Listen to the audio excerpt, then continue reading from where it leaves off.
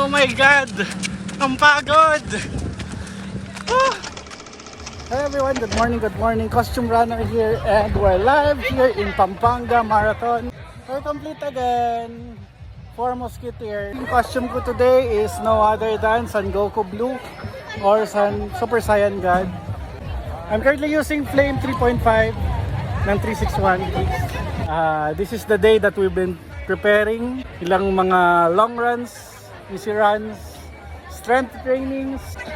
Sana hindi tayo matayin sa gitna ng takbo, okay?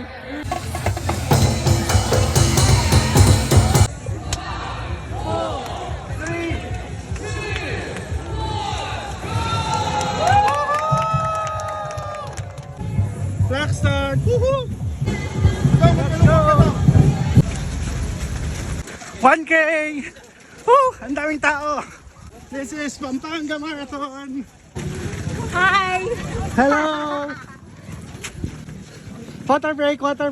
Go, go! 2 km! Woohoo! Kilometer 3! Woo!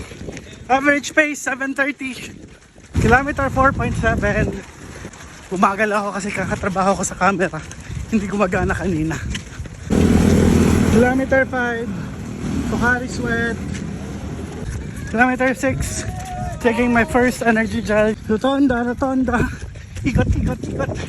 Oh. Zero visibility.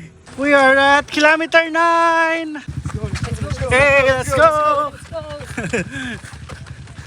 9 kilometers down.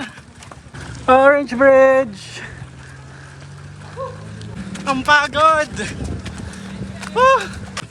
U-turn ng bridge. U-turn. Kilometer 10. Sa bridge pa rin tayo.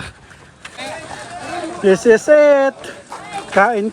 Sopas. Hoy, may lechon baka. Kuya, pahingi. Kuya, kanina pa ako kuya.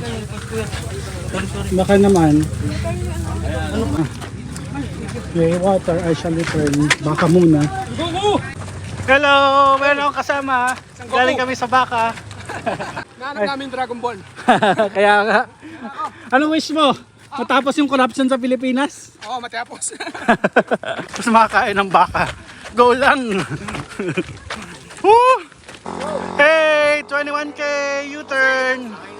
Wakwak muna kasi busog. Daming pagkain. Merong biko, merong rambutan, merong apple, merong grapes. So far, from all of the events na pinuntahan ko, ito yung pinakamaraming pagkain. 16 kilometers! First time ko to go beyond 16 kilometers. Kilometer 16, go time. Woo! Kilometer 17. Woo! 2 hours and 20 minutes. Sobrang pagod na. Kilometer 18. Mapapa-question ka na sa mga decision mo sa buhay. Kilometer 19. 2 more kilometers. Matatapos na rin tong pinagagawa namin this Sunday. Feel so alive! My gosh! Woo! Maraming water.